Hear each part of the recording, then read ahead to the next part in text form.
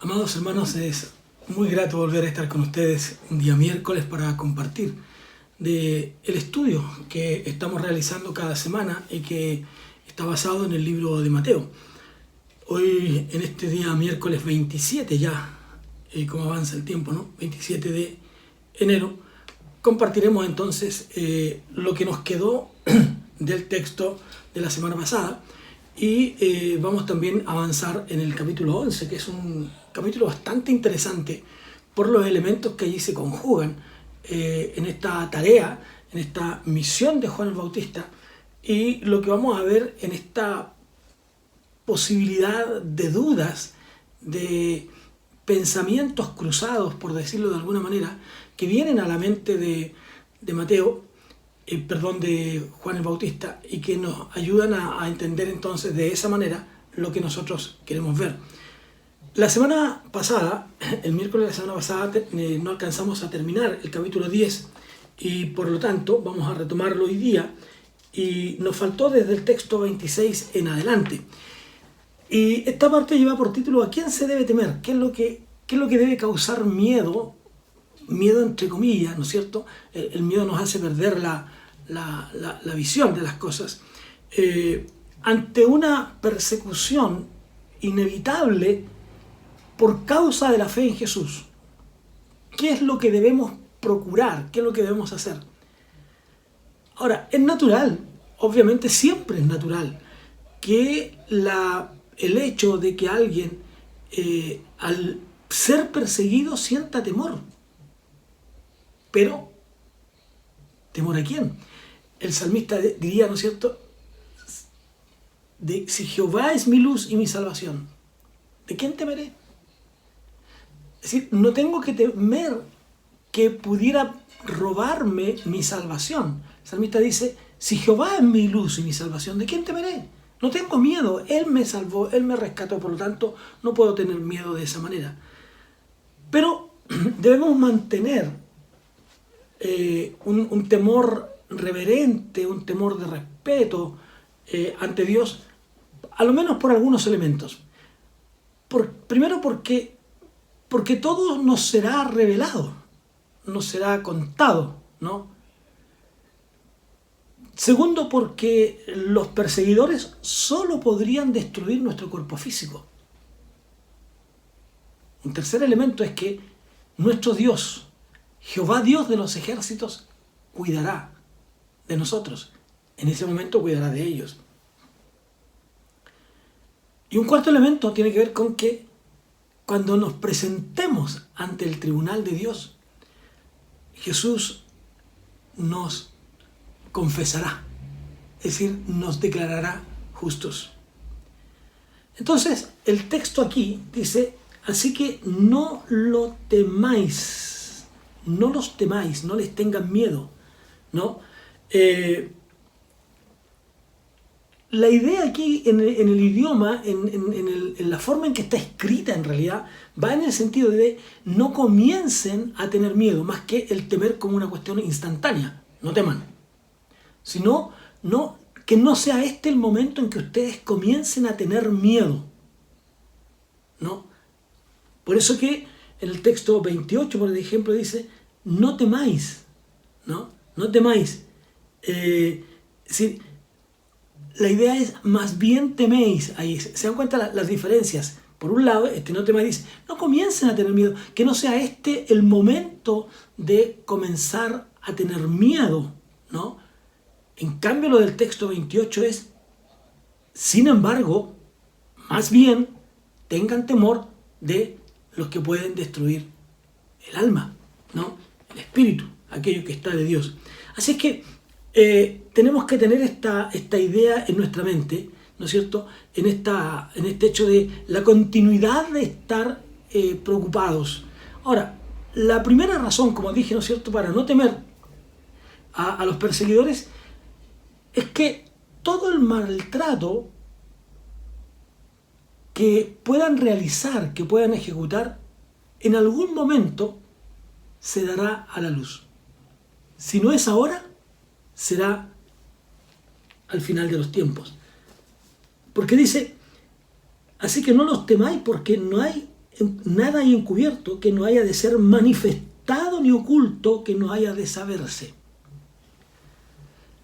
Fíjese que en el transcurso de los tiempos, de los años, uno va descubriendo a través de investigaciones que se hacen, ¿no es cierto?, cómo hombres malvados como Hitler, por ejemplo, que en lo oculto causaron tanto daño a las personas. Sin embargo, esto se publica más tarde y se descubre las atrocidades que se realizaban en contra de las personas.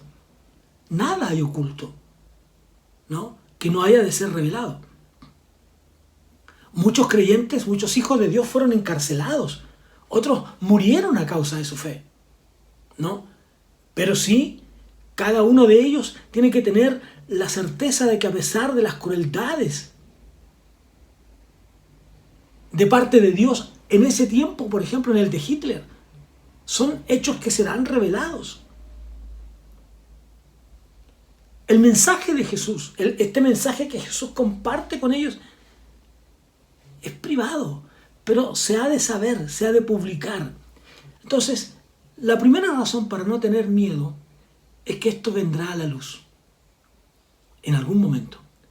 La segunda razón para no tener miedo es que los poderes del ser humano tienen límite. Dice, no temáis a los que matan el cuerpo, mas el alma no pueden matar. Tienen límites, su poder es limitado. ¿Se acuerdan de la experiencia de Dios con Satanás en aquel momento cuando hablan acerca de Job? Puedes tocarlo, pero su espíritu no. Entonces, siempre la maldad tiene un límite. No podrán quebrantar su comunión, su relación con el Creador. No podrán quebrantar su amor a Dios. ¿Qué nos podrá separar del amor de Dios? Dice el apóstol Pablo, ¿no es cierto?, en Romanos, y yo quiero compartir ese texto porque creo que es pertinente para este momento que estamos viendo en las Escrituras, ¿no? Entonces, dice simplemente, ¿quién nos separará del amor de Cristo? ¿Quién nos quitará el amor de Cristo? ¿La tribulación o la angustia? ¿El hecho de ser atribulados, angustiados? ¿La persecución? ¿O la hambre? ¿O la desnudez? ¿O el peligro? ¿O la espada? ¿Qué nos puede robar? Cada uno de estos elementos que podamos ser atacados con ellos por causa de nuestra fe en Jesucristo. Por eso que dice el texto, como está escrito, por causa de ti somos muertos todo el tiempo, somos contados como ovejas de matadero. Antes, en todas estas cosas somos más que vencedores por medio de aquel que nos amó. Por lo cual estoy seguro, dice el apóstol Pablo, estoy profundamente seguro, tremendamente convencido. Tengo por cierto que ni la vida, ni ángel, ni principado, ni potestad, ni lo presente, ni lo porvenir, ni lo alto, ni lo profundo, ni ninguna otra cosa creada nos podrá separar del amor de Dios que es en Cristo Jesús, Señor nuestro. Nada, amados hermanos, nos podrá separar. Entonces, tenemos que entender que todo perseguidor de los creyentes, de los hijos de Dios, tienen un límite. Entonces tenemos que entender que Dios estará ahí con nosotros. Fíjese que Dios cuida de cada uno de los seres. Dios cuida de los pájaros. Pero sin embargo la Biblia dice, y quiero mirarlo en el capítulo 6, ¿no es cierto? Miren, esto es maravilloso para que nosotros tengamos nuestra confianza en el Señor, ¿no? Nuestra fe puesta absolutamente en Dios. Dice, mirad las aves del cielo, que no siembran, ni ciegan, ni recogen en graneros, y vuestro Padre Celestial las alimenta. ¿No valéis vosotros mucho más que ellas? Dios cuida de usted en aquello que será preservado para la eternidad. Podrán maltratar por la fe en Cristo su cuerpo, pero Dios seguirá cuidando de ustedes. Mirad las aves. Luego dice, considerad los lirios del campo, que ellos no trabajan, ellos no hacen nada, sin embargo Dios los viste, etc. Entonces, estas ilustraciones que Jesús usa para subrayar el cuidado amoroso de Dios, los pájaros, que tendrían menos valor que los siervos de Dios, entonces Dios cuidaría de sus hijos, sin lugar a duda. Y luego dice que nosotros no podemos ni siquiera contar nuestros cabellos de la cabeza. Dios sabe exactamente cuántos cabellos tenemos. Un cabello no tiene comparación con la vida. Sin duda Dios sabe cuáles son sus necesidades y las mías, y las cubrirá. Y la cuarta razón por la cual no es necesario temer a los perseguidores, en que si nosotros somos fieles al Señor, Él en el día del juicio nos confesará. Miren lo que dice el texto 32 y 33. A cualquiera pues que me confiese delante de los hombres, yo también le confesaré delante de mi Padre que está en los cielos. Y a cualquiera que me niegue delante de los hombres, yo también le negaré delante de mi Padre que está en los cielos. ¿Se da cuenta? Si por alguna razón, por la vida, por el trabajo, por la familia o por cualquier circunstancia usted niega al Señor, Él entonces no lo reconocerá a usted como suyo ante el Padre en el día del juicio final. Entonces, desde el ministerio de Jesús, desde su ascensión, los creyentes han sido perseguidos a través de toda la historia. Sin embargo, Dios ha cuidado de cada uno de ellos. Ahora, ¿cuál es el costo? ¿Cuál es el precio de seguir a Jesús? Y fíjense que es interesante lo que dice los textos 34 al 39. Dice, no penséis que he venido para traer paz a la tierra. No he venido para traer paz, sino espada. Aquí hay un texto complicado. Tal vez esto llamaría la atención de muchos. ¿Cómo es eso?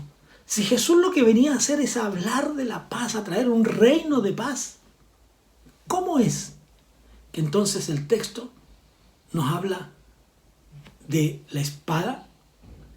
Esto es contradictorio. Esto está contrapuesto con todas las enseñanzas anteriores.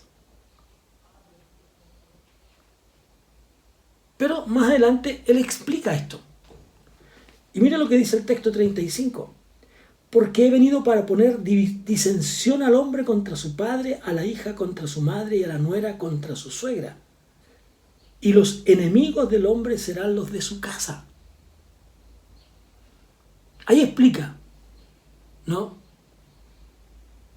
Es decir, la presencia de Dios, como dijimos la semana pasada, cuando un creyente se convierte en una familia cuyo pensamiento religioso es tan distinto a la fe cristiana, cuando alguien se convierte del Islam, cuando alguien se convierte de los mormones, cuando alguien de toda una vida de familia y se convierte a Jesucristo, eso produce un quiebre, produce una situación compleja, difícil, ¿no?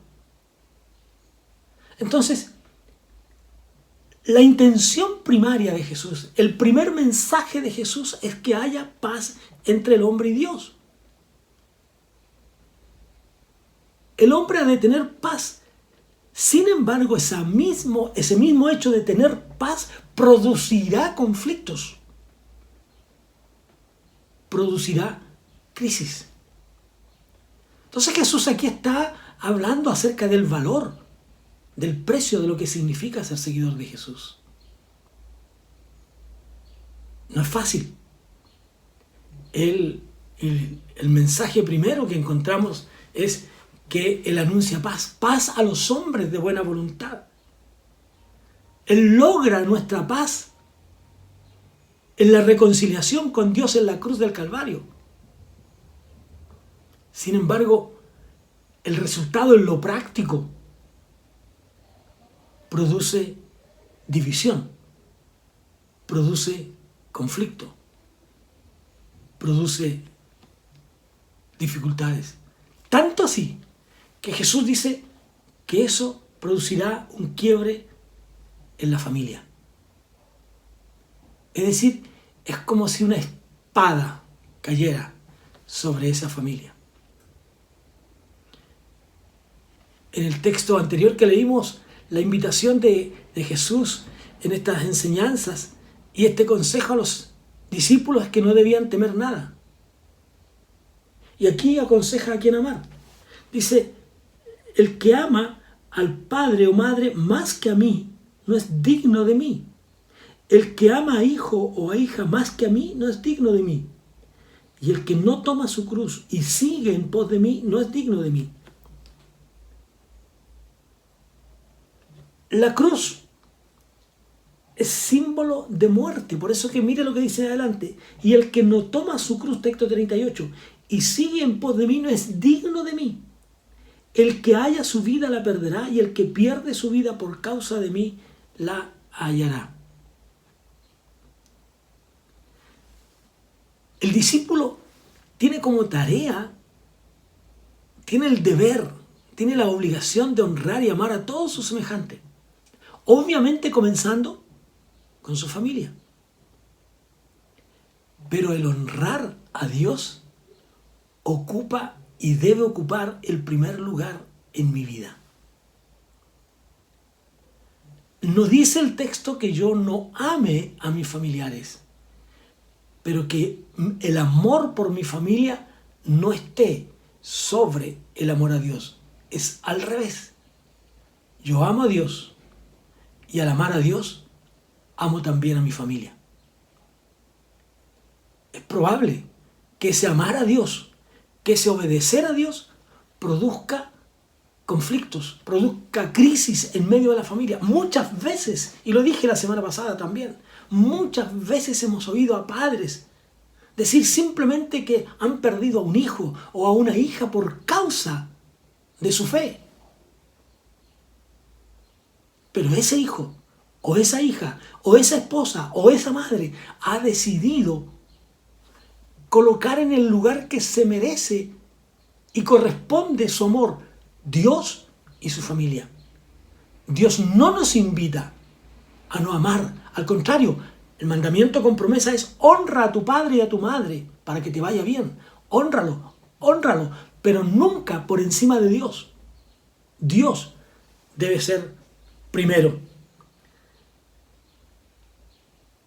La demanda de Jesús es más que simplemente seguirlos. Seguirlo conduce, ¿no es cierto?, conlleva un camino hacia la cruz, hacia donde Él entregó su vida. El que no está dispuesto a ese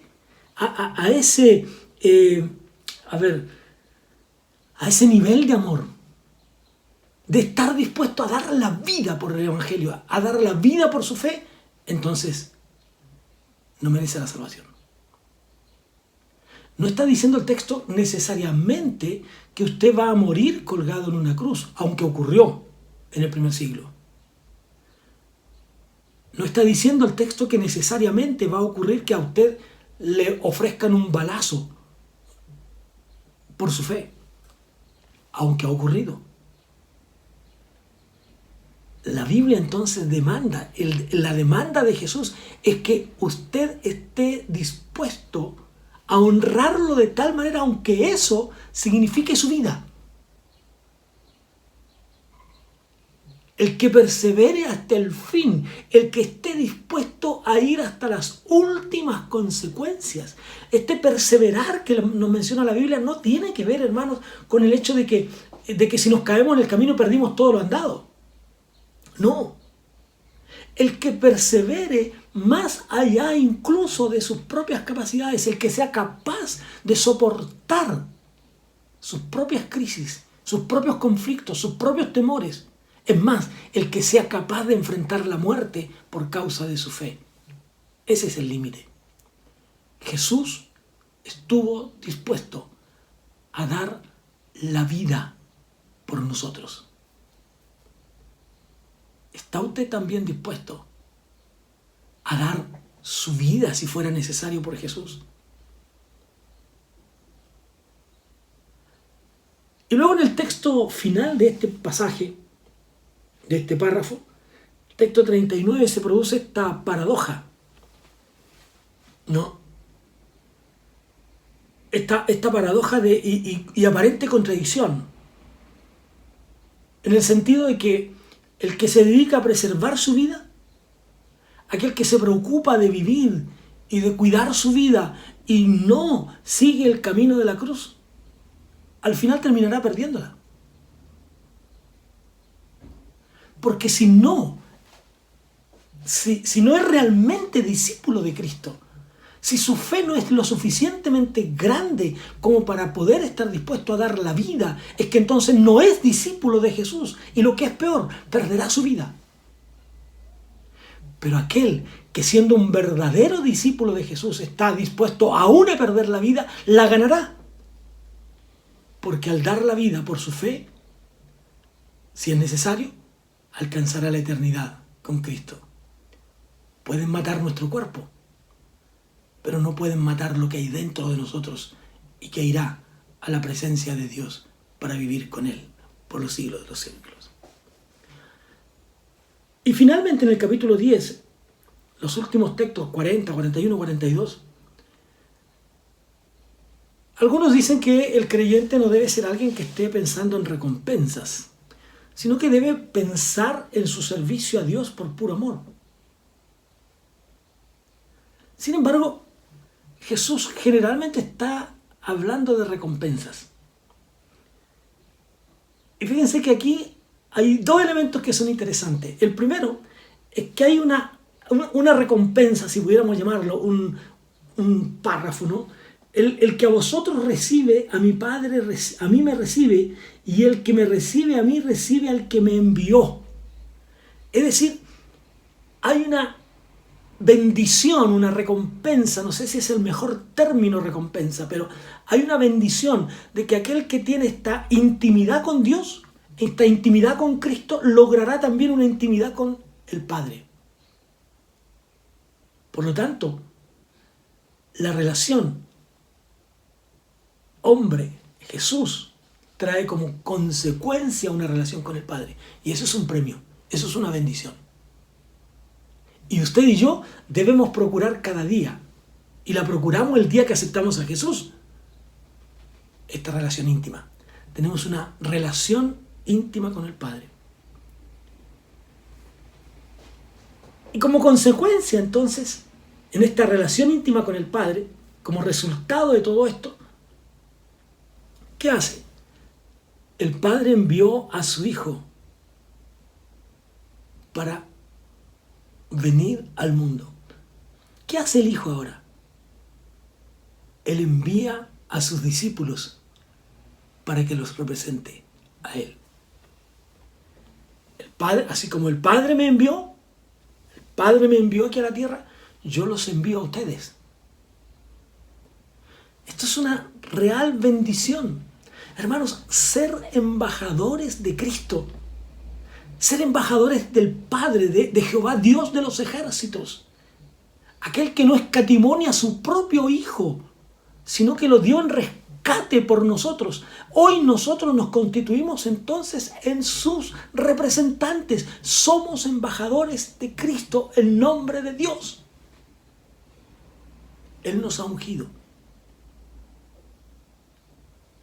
Por lo tanto, el que recibe a un hijo de Dios que fue enviado por Cristo, ¿qué pasa? Por supuesto, como consecuencia recibe a Cristo y recibe al que envió a Cristo. Qué maravilloso, ¿no?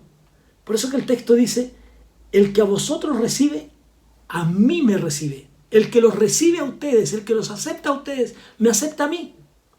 Y el que me recibe a mí, dice, recibe al que me envió. El que recibe a un profeta por cuanto es profeta, recompensa de profeta recibirá. El que recibe a un justo por cuanto es justo, recompensa de justo recibirá. Y cualquiera que dé a uno de estos pequeñitos un vaso de agua fría solamente, por cuanto es discípulo, de cierto os digo que no perderá su recompensa. Hermanos,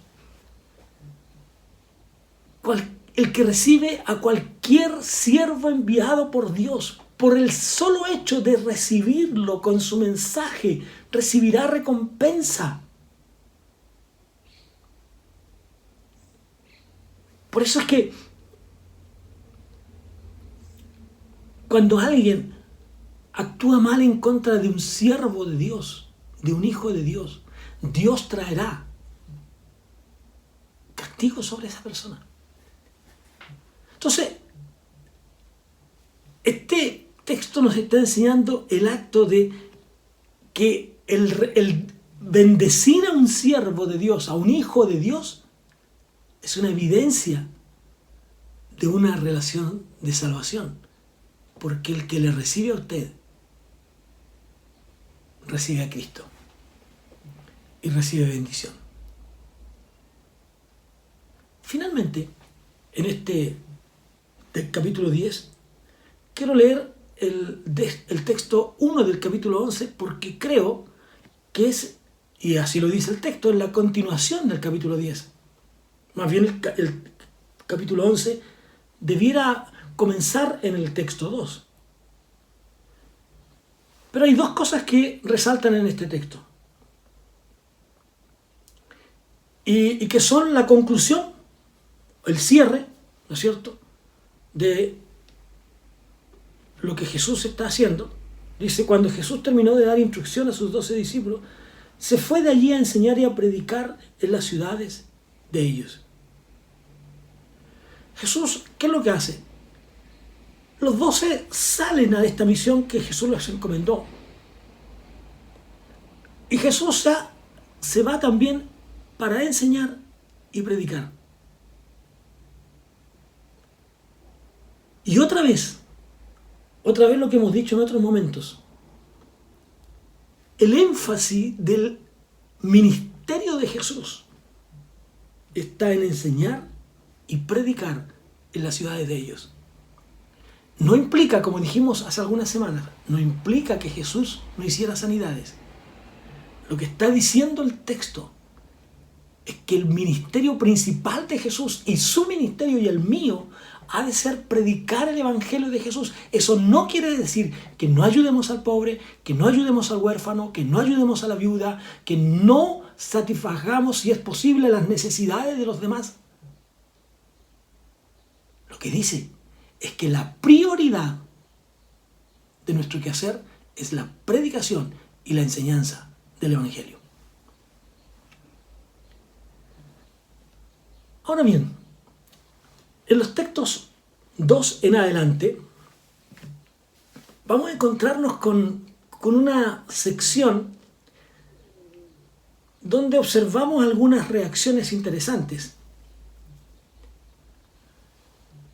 Todo ministro, todo siervo, toda sierva, todo hijo de Dios, en algún momento, tiene lo que llama un escritor por ahí, una crisis de fe. Y muchas veces, o más de alguna vez, usted y yo hemos enfrentado una crisis de fe. Y en estos textos, desde el 2 hasta el 11, uno podría pensar aquí en que lo que pasa con Juan el Bautista es una crisis de fe. Fíjese que es muy posible que Juan, ante este evento que va a presentársenos ahora, hayan pasado aproximadamente, en el tiempo de su predicación, unos 18 años, desde que él es llamado para ir al desierto, volver, etc. Y predicar el Evangelio de Jesús y estar anunciando la venida de Cristo.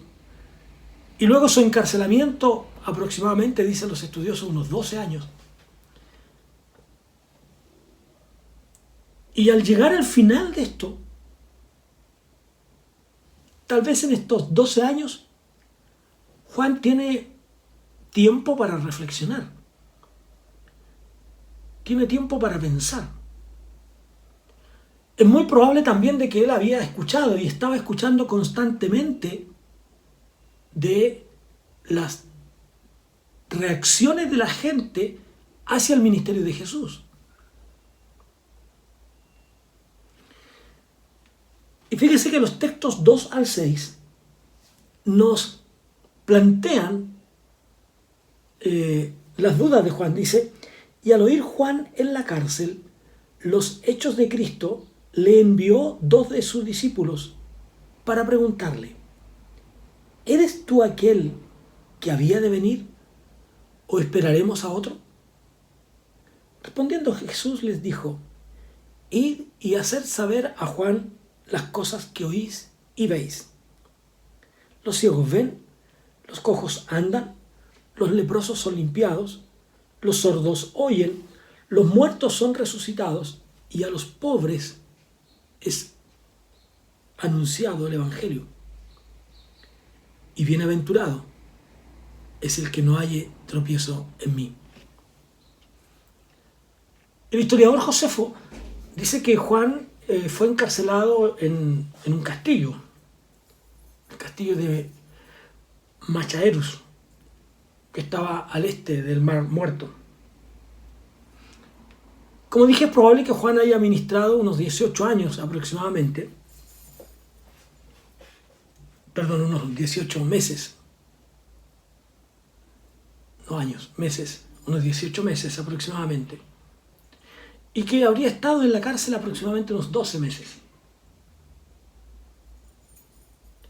Entonces, esta relación que él mantenía, porque le era permitido a los presos, en este caso a los que tenían discípulos, le era permitido a los discípulos entrar para visitar a su maestro.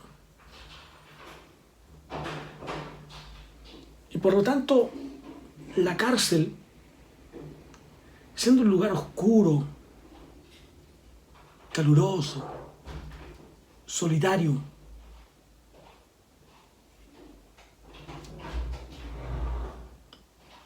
intolerable para un hombre acostumbrado a vivir en libertad, sabe que el mayor conflicto de una prisión es la privación de libertad. Y permítanme un paréntesis en esto. Una de las cosas que más ha causado y causó conflicto, dolor en la vida de las personas durante esta pandemia es la cuarentena. Es el no poder salir de sus casas, es el hecho de estar privados de libertad. Y este es un hecho interesante. La cárcel produce también eso, no poder trasladarse de un lugar a otro. Alguien dirá: sí, pueden conversar con las personas, pueden estar en el patio, etcétera, como sea la vida en la cárcel.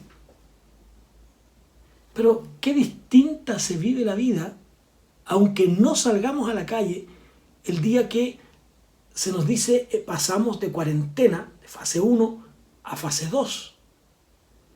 Y ahora usted puede salir a la calle. Ese sentido de libertad trae una sensación distinta, diferente. Por lo tanto, para Juan este era un tiempo complicado, de muchas situaciones especiales, ¿no? Y claro, podía meditar en lo que estaba pasando. Ahora, dice el texto que al oír Juan en la cárcel los hechos de Cristo,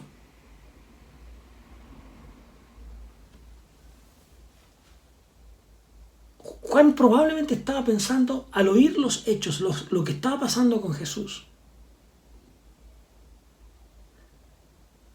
Si Jesús tenía el poder de sanar enfermedades, si Jesús tenía el poder de echar fuera demonios, si podía calmar las tempestades, es más, si aún podía resucitar los muertos, ¿por qué es que permitía que Juan estuviera en la cárcel? ¿Por qué permitía que que era el que iba adelante, el que prepara el camino del Señor, por qué permitía que estuviera a la cárcel? Esto lo tenía a lo mejor confundido. ¿Por qué me deja aquí? Esta experiencia de Juan puede ser similar incluso a la del profeta Elías. Este Elías que después de una gran victoria sobre los profetas de Baal en el Monte Carmelo, posterior a eso es amenazado por una mujer y huyó al desierto. Temió por su vida. Y este hecho lo hace huir, arrancar. Y uno se pregunta, ¿cómo es posible que un hombre que ha visto tal manifestación de la grandeza, del poder, de la gloria de Dios, puede actuar de esa manera? Y claro, Elías se sintió solo. Es el texto que estaba deprimido, que incluso quería morir. Entonces, cuando Juan manda a preguntar, ¿eres tú? Este tú enfático, ¿eres tú realmente aquel que ha de venir? Esta pregunta mesiánica de Juan. ¿No? ¿Eres tú el Mesías? Eso es lo que está preguntando. ¿Eres tú Jesús? ¿Eres el Mesías?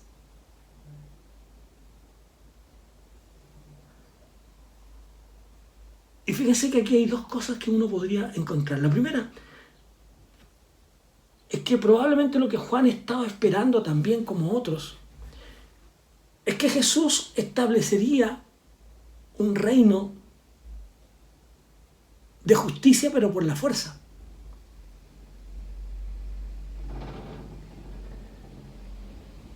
Y por eso es también fuerte lo que Juan está diciendo. ¿Eres tú realmente? El reino no se establece. Llevo 12 meses aquí. Di 18 meses de mi vida para predicar que tú vendrías. Y ahora me encuentro con que en 12 meses, en que estoy preso, en que no has hecho nada por mí, y aún no estableces tu reino. Claro, porque el mismo Juan había anunciado, hermanos, simbólicamente, que el reino sería establecido por el hacha y el fuego. El hacha está puesta a la raíz de los árboles. Y aparentemente Jesús había estado de acuerdo con eso. Sin embargo, Juan dice, hay algo que no entiendo. Y que muchas veces es también la misma duda o pregunta que ustedes tienen y que yo tengo. O me he hecho en algún momento, o usted se ha hecho en algún momento. ¿Por qué es que a esto les pasa esto y a mí no? Y Juan podría haber preguntado, bueno, ¿por qué? Es que yo tengo 12 meses en la cárcel, mientras que Herodes, Antipas, Herodías, ellos disfrutan de su prosperidad. ¿Por qué? Vuelvo a la pregunta de Apocalipsis que he hecho en otros momentos. ¿Hasta cuándo, Señor? ¿Hasta cuándo? Juan había dicho acerca de Jesús, a Él es preciso crecer. A Él es preciso que crezca. Yo necesito menguar. Él tiene que crecer. Hacia Él tienen que poner su mirada. Yo necesito de crecer. Pero, ¿a ese extremo?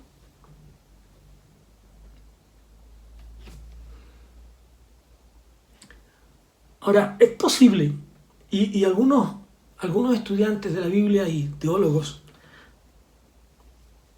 les cuesta pensar que Juan, después de haber anunciado que Jesús era el Cordero de Dios, que quita el pecado del mundo, ese Juan que podía expresar, ahí está, Él es el Cordero de Dios que quita el pecado del mundo, el que pudo bautizarlo, el que pudo ver las manifestaciones sobrenaturales. ¿Sería posible que tuviera estas dudas? Se preguntan algunos teólogos. Y cambian la cosa. Ellos dicen entonces que las dudas las tendrían los discípulos de Juan y no Juan mismo. Ante estas preguntas, ante estas dudas que tal vez tendrían, dicen ellos, sus discípulos, Juan les dice, vayan y pregúntenle a Jesús. Dos lados de la misma moneda.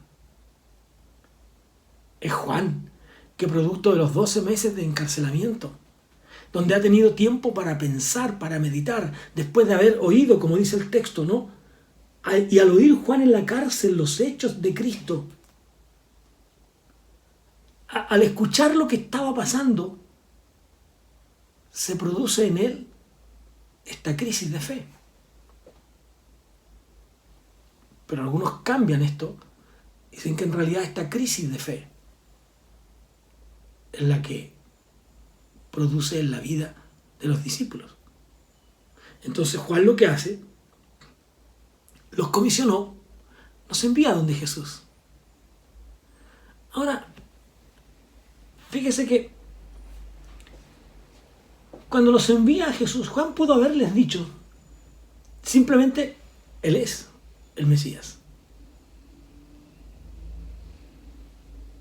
Pero Juan tenía tal cercanía y tal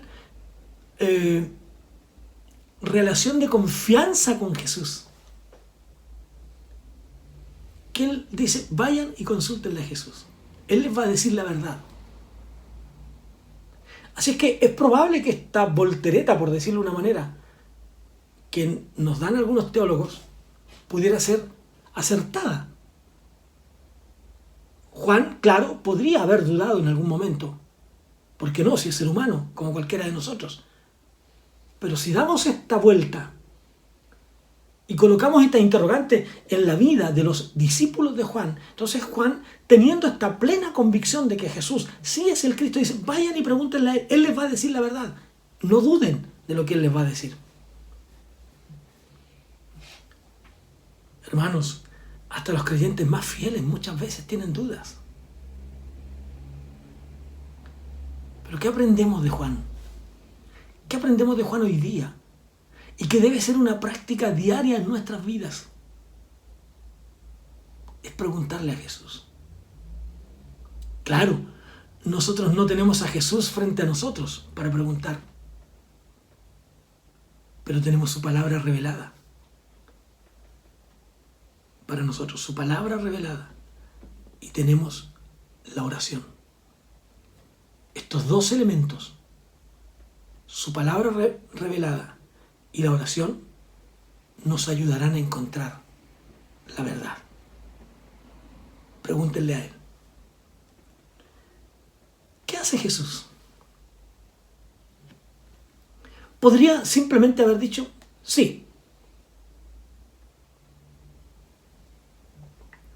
yo soy el Mesías. Sin embargo, lo que hace lo que hace es dar pruebas, evidencias irrefutables de su identidad mesiánica. ¿Qué es lo que hace? Los invita a escuchar sus enseñanzas y presenciar sus milagros. Mira lo que dice el texto. Ir y hacer saber a Juan las cosas que oís, enseñanzas, y las cosas que veis, sus milagros. ¿Se fijan? Jesús aquí hace una referencia otra vez a escuchar la palabra de Dios y a ver las pruebas de lo que estaba pasando. Fíjese que en Isaías, el capítulo 35, quiero compartir con ustedes esto, versículos 5 y 6, dice lo siguiente: entonces los ojos de los ciegos serán abiertos y los oídos de los sordos se abrirán. Entonces el cojo saltará como un ciervo y cantará la lengua del mudo, porque aguas serán cavadas en el desierto y torrentes en la soledad. Y el texto 18 del capítulo 42 dice lo siguiente: sordos, oíd, y vosotros ciegos, mirad para ver. Dos elementos. Y la predicación del Evangelio a los pobres. El mismo Isaías, un texto muy conocido, muy conocido, pero que quiero leerlo, dice lo siguiente, el texto 1: el Espíritu de Jehová el Señor está sobre mí, porque me ungió Jehová. Me ha enviado a predicar buenas nuevas a los abatidos, a vendar a los quebrantados de corazón, a publicar libertad a los cautivos y a los presos apertura de la cárcel. Fíjese que, como dije recién, Jesús simplemente pudo haber dicho: sí, yo soy. Pero aquí lo que hace Jesús es decir: escuchen mis enseñanzas y vean lo que hago. Y eso cuéntenle a Juan. Este hecho de que a los pobres es anunciado el Evangelio revela aquí un interés de Dios en los despreciados, en los oprimidos, en los pobres. Aquí no es lo mismo que el texto de Mateo 5, cuando habla de los pobres en espíritu, sino que aquí va más bien en lo que nos enseña Zacarías. Y yo quiero compartir a ustedes el texto de Zacarías para nosotros. Y dice así el texto 10: no oprimáis a la viuda, al huérfano, al extranjero ni al pobre, ni ninguno piense mal en su corazón contra su hermano. Es decir, esta pregunta de Jesús en relación a que a los pobres, más bien esta respuesta de Jesús es que a los pobres es anunciado el Evangelio, es esta preocupación por aquel que sufre, por una sociedad que lo abruma, por una sociedad que lo utiliza,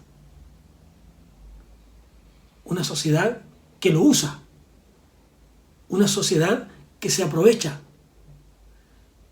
y que aún en su pobreza lo maltrata más. A los pobres es anunciado el Evangelio. Y fíjense que termina este hecho de Jesús, de esta relación, de este diálogo con los mensajeros de Juan el Bautista. El texto 6 dice: bienaventurado es el que no halle tropiezo en mí. Es decir, dichoso aquel que no encuentre obstáculos para creer. Por lo tanto, hermanos, aquí también hay un desafío para nosotros. No podemos ser obstáculo para que alguien crea la verdad del Evangelio. Mi vida, su vida, debe ser una vida que conduzca a otros. Mi testimonio, su testimonio, debe ser el que conduce a otros al encuentro con Dios, no al revés. No al hecho de que mi testimonio, de que mi vida produzca rechazo al Evangelio. Por eso es que la Biblia dice: no debáis a nadie nada. No está hablando necesariamente y únicamente de situaciones económicas. Está hablando de no deberles la falta del testimonio, sino que al contrario, compartir con ellos un testimonio que los acerque a Dios, que los motive a un encuentro con Dios. Luego los textos 7 al 11 aparecen aquí 3 preguntas. Mientras ellos se iban, comenzó Jesús a decir de Juan a la gente. Fíjese, en lugar de Jesús de rechazar las que podrían haber sido las dudas de Juan o de los discípulos de Juan, comienza a defenderlo y a levantarlo. Los discípulos ya no están, pero Jesús quiere aclarar delante de los demás el alto concepto que tiene de Juan el Bautista. En la defensa que Jesús presenta de Juan, lo hace con 3 preguntas. ¿O qué salisteis a ver? ¿A un hombre cubierto de vestiduras delicadas? ¿Qué salisteis a ver? ¿No? ¿Un hombre vestido de ropas delicadas? Todos sabían que Juan no era así, ¿no?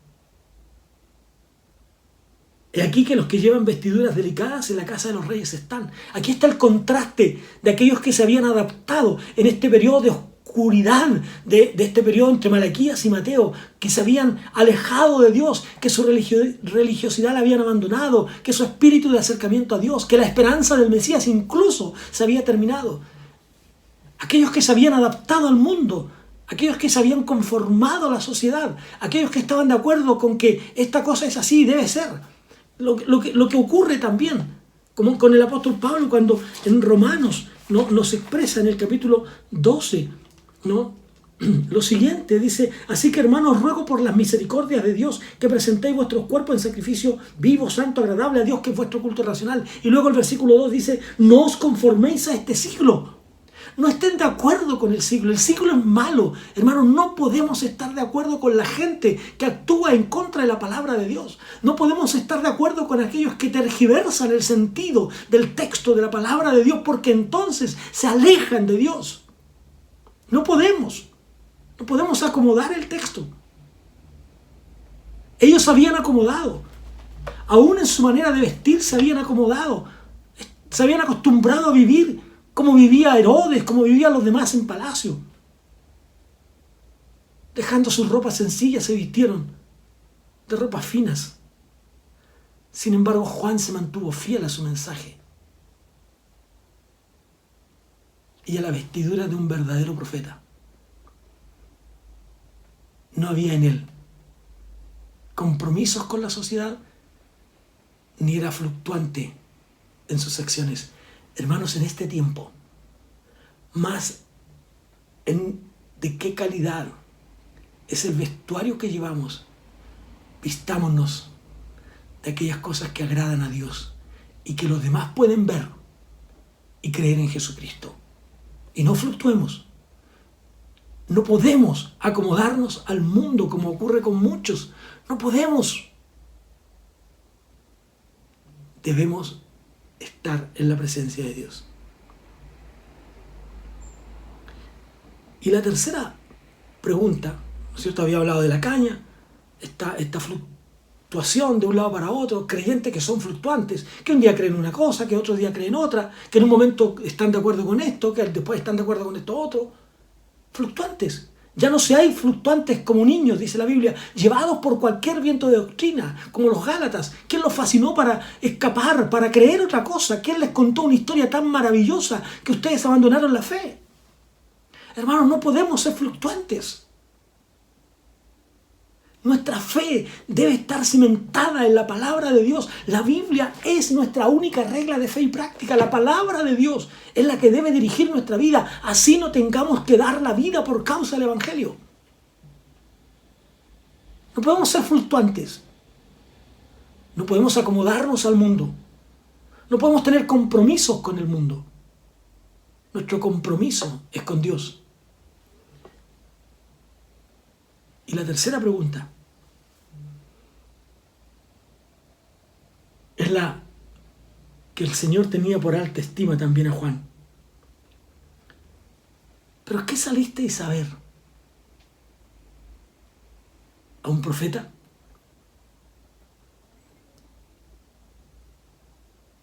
¿Qué salisteis a ver? ¿Salieron a buscar a Elías? ¿Salieron a buscar a un profeta importante? Sin embargo, Jesús afirma y dice, sí, os digo, y más que profeta. Y coloca a Juan más allá del hecho de ser un profeta como cualquier otro. Más que un profeta. ¿Por qué? Porque Juan tiene la bendición de ser el último de los profetas que anuncia la venida del reino de Dios, de este reino mesiánico. Y es más, es este que sirve de enlace entre este oscurantismo de 400 años y esta nueva era, la que usted y yo vivimos, la era de la iglesia de Cristo para acá. Este oscurantismo que se produce en estos 400 años y que había alejado a los hombres tanto de Dios, Juan está aquí en el medio de ellos. Por un lado, para terminar con esta historia de oscurantismo y de falta de profetas, siendo él un profeta y más que un profeta porque ve venir al Mesías y da inicio a este camino del Mesías. Es un puente entre estas dos eras, ¿no? Y mire, y después Jesús dice lo siguiente, versículo 11. Y con esto termino. De cierto os digo, entre los que nacen de mujer no se ha levantado otro mayor que Juan el Bautista, pero el más pequeño en el reino de los cielos es mayor que él. Entre los nacidos de mujer, ningún otro mayor que Juan. Fíjese que uno podría pensar, coloca a Juan más arriba que los grandes gigantes de nuestra fe. Cuando leemos Hebreos, por ejemplo, decimos, qué extraordinario, hombres de esa envergadura, hombres de esa característica tan extraordinaria. Pero aquí dice, Juan es mayor que cada uno de ellos. Entre los que han nacido de mujer, no se ha levantado otro mayor que Juan. Pero sin embargo, Juan no tiene algunos privilegios, como por ejemplo, no puede ver a Jesús en la cruz, no puede ver a Jesús en la resurrección. Por tanto, esa relación, esa vivencia, lo hace incluso parecer como un pequeño. Hermano mío, al que Dios levanta, nadie puede bajar. Y Juan es levantado y colocado por Jesús al nivel de que no ha habido otro como él. Bendito seas tú, Señor, para siempre. Que tu gracia y tu poder se manifiesten en nuestra vida cada día. Gracias por tu palabra. En el nombre de Jesús. Amén. Nos encontramos la próxima semana. Y recuerde, estamos celebrando 100 años. 100 años de historia. Bienvenidos al centenario de la Segunda Iglesia Bautista de Santiago. Que Dios les bendiga. Un gran abrazo. Bendiciones.